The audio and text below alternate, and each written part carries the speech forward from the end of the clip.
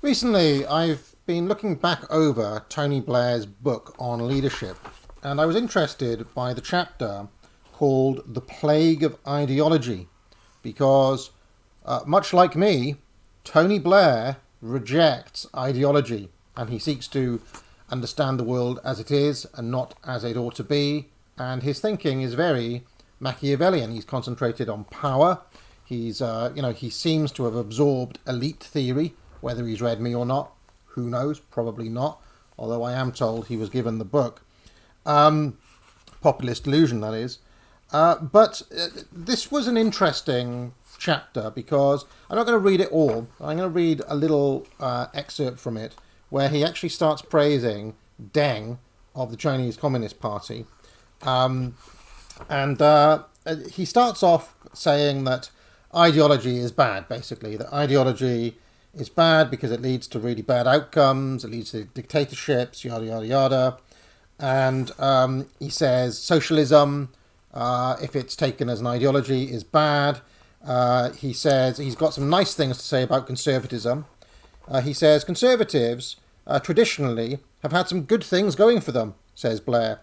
They bring a perspective of realism to the process of governing. They're sceptical about utopian dreaming, because they understand it begins in excitement and ends in disappointment. They value hard work and self-improvement. While some on the left view patriotism and love of country contemptuously, conservatives rightly regard them as positive qualities. While I was growing up in politics, conservatives distrusted ideology. And then he continues, and then he starts to complain how the right has started to become quote-unquote ideological, that they've become ideological nationalists, as an example, okay? And I'm not going to read through all of it, but then he starts to get on one of his favourite topics, which is populism of both the left and the right as being examples of quote-unquote ideology. He says, this is not a phenomenon confined to Britain. Around the world, we see traditional parties upended by new populist parties, or see mainstream parties increasingly captured by their fringe elements. There has been a hardening of politics around the left and the right. The two ends of the spectrum have much in common, says Blair. They both use the same inflammatory rhetoric. They both indulge in populism, which delights in exploiting grievances rather than dealing with them. They both demonize particular groups as standing in the way of the future they desire. For the left, it could be business. For the right, it could be immigrants. They thrive on confrontation and seek it out. They both find policy making driven by evidence, analysis, deep thinking about difficult problems as proof of what the country is up against rather than necessary to provide solutions. Looking around the world and asking what works is seen as the refuge of the impure, the early signs of betrayal of the quote-unquote cause. The appeal is essentially to the public as victims of the quote-unquote deep state, the blob, the media barons, the billionaires, the financiers, 57 varieties of the enemy within. Complexity is an irritant. Facts are yours or mine, not just facts. The rejection of ideology is not the same as rejecting ideals, says Blair. I know that some would define ideology as something more akin to ideals, or at least a structured set of ideals. But for me, the distinguishing feature of an ideology is that it is a whole system analysis and solution. It is intrinsically dogmatic. For example, I would argue that the creation of public healthcare systems and welfare states was the product of ideals. They're compatible with different views about the economy, the market, the role of private capital, and they're motivated by the values of human solidarity, not by doctrine.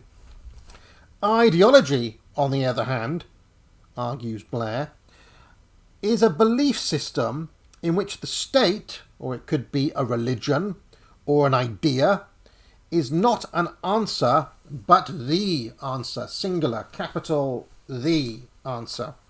It is a lens through which every challenge is seen and solved. Ideals are more like principles, universal and non-exclusionary. Anyone in politics should have some idealism in them. Even just a desire to run a country well counts as an ideal. So there I'm a little bit upset, friends, because me, as an arch-realist, and being accused by Blair, my wish for sensible government is being called idealist by Blair. Pretty upset about that, but let's continue. Contrary to what most electorates think, all this time I've been an idealist because I dream of an actual sensible government. Contrary to what most electorates think, most of the time, the majority of people in politics go into it to try to do good. Naturally, they don't always succeed, but that's another matter. Being motivated by principle, by strong values, a sense of purpose, these are great qualities and necessary for the political game if it is to be played well. Ideals are a live hand, measuring achievement by what is achieved. Ideology is a dead hand, measuring achievement by obedience to doctrine and dogma. Ideology is not even a governing political philosophy. It is unfortunately too rigid for that.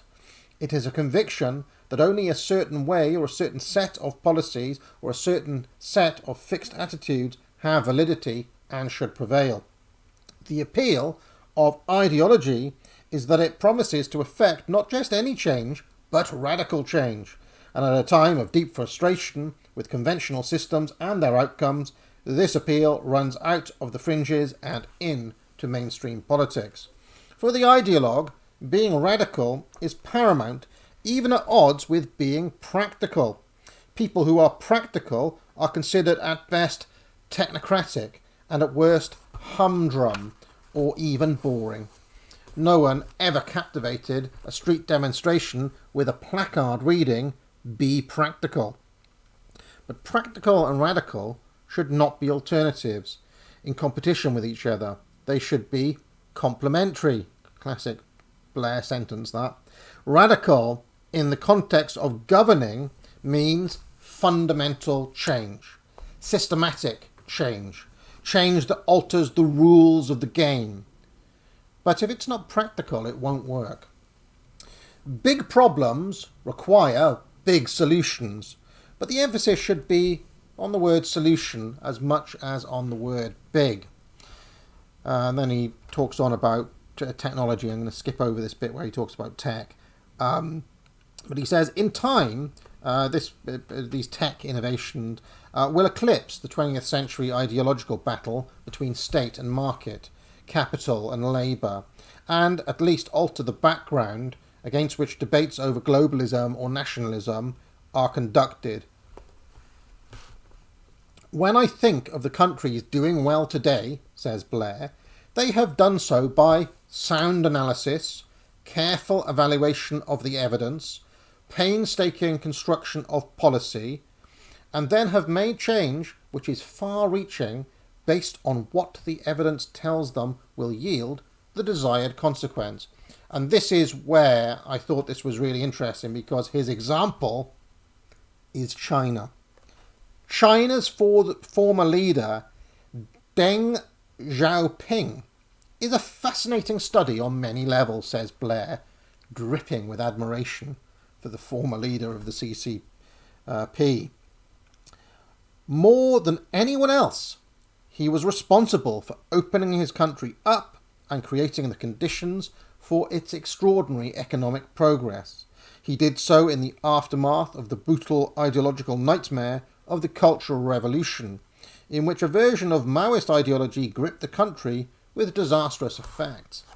Deng himself was arrested, exiled, his family persecuted, yet somehow he re-emerged to lead what became increasingly a frontal assault on the very notion that ideology could or should distort an objective assessment of reality.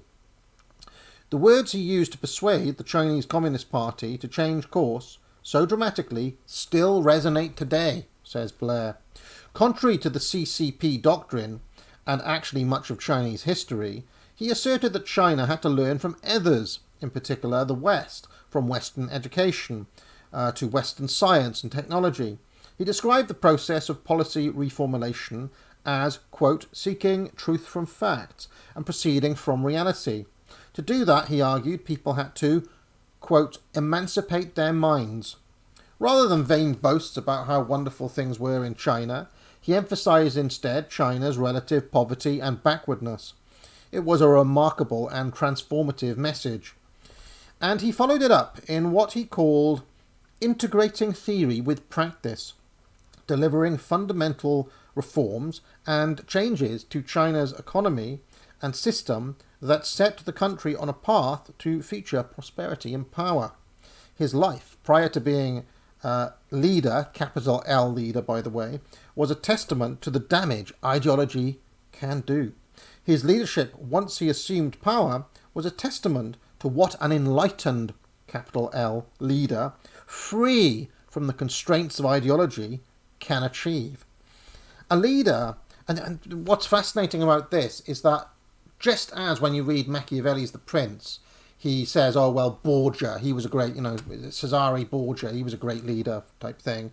Blair is going through and saying, yeah, Deng is the one. He is a really great leader that, people need to emulate in the West now. Very interesting. He says, a leader, even if they come to office with support that is ideological in nature, would do well in power to govern according to what works, what will produce change that is real, not fit the policy to the ideology, but, even if quietly, discard the ideology in favour of the answer, the practical answer. Stimulate and stir the emotions of the people, of course. That is part of political leadership. If you want to succeed, be that radical with the head and heart in healthy combination. That's the end of the chapter. Now, several interesting things about this, which is that for most people, they'd be thinking, yeah, but Tony Blair, you do have an ideology. You are a neoliberal and a neoconservative, and you do seem almost pathologically, ideologically committed to those two things. But reading this book, this was one of those moments where I was thinking, well, China's not a democracy. It's not a liberal democracy. It's not even liberal. It's basically, what you might describe elsewhere as a totalitarian state. It is a very much a top-down system. And obviously Deng, he made his reforms and he made his changes and so on, but he still did it top-down. He didn't do it by opening up elections. And Blair just kind of sidesteps all of that and just says, yeah, well, that worked. Deng worked.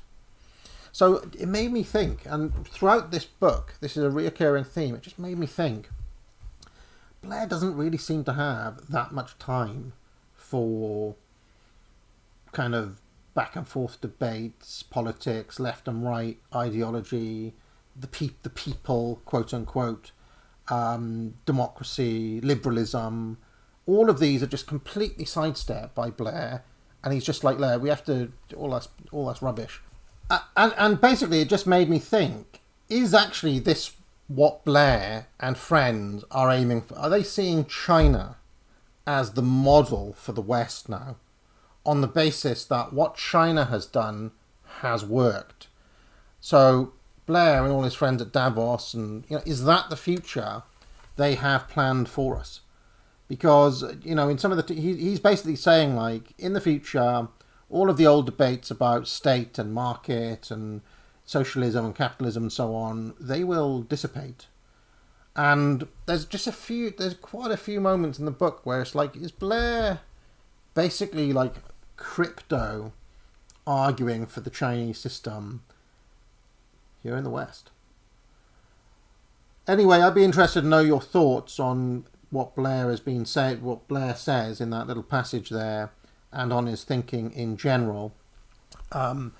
just a few other things. I do think that ideology can be a straitjacket or a dead end in the way that Blair outlines there. And I do think it's important for people to think of practical, rather than just point to like the blob or, the deep state or whatever, actually coming up with practical, workable solutions to the issues. I've had a few goes myself. I suggested, for example, a Rwanda plus or my Madagascar plan, if you remember, as a way of dealing with mass immigration as an issue and getting around the Geneva Convention. So, every once in a while I have a little go at thinking about solutions to these complex problems. But in general, I would love to see more realism and more, thinking about what is it that actually works, rather than just rabble-rousing. Because, if I look at somebody like Farage, who is a populist, who does play on people's grievances, I don't see him providing actual solutions. I see him benefiting from the problems. I don't actually see him delivering the change that people want to see in this country. And really what we need is almost like a Tony Blair on our side. Somebody like a Tony Blair just on our side of things. I just don't see that in Reform. Dominic Cummings could be that sort of person, in theory, or somebody like that. But that's really what needs to happen. All right, that'll do. See you. Have a good weekend, everyone, and I'll see you next week. Pick up a course. If you liked this video, be sure to like and subscribe. You can join the channel for thousands of hours of past shows in the archive and hundreds of videos. If you have any questions, you can leave a super chat or a super thanks, and I'll be sure to pick it up during my weekly office hours, which run every Tuesday afternoon. I also provide courses at the academic agency, which I encourage people to buy. Thousands of students now have taken the Trivium to improve their skills in writing, logic, and rhetoric. Just 3 of many courses available. Buy it now. But most importantly of all, friends, get out.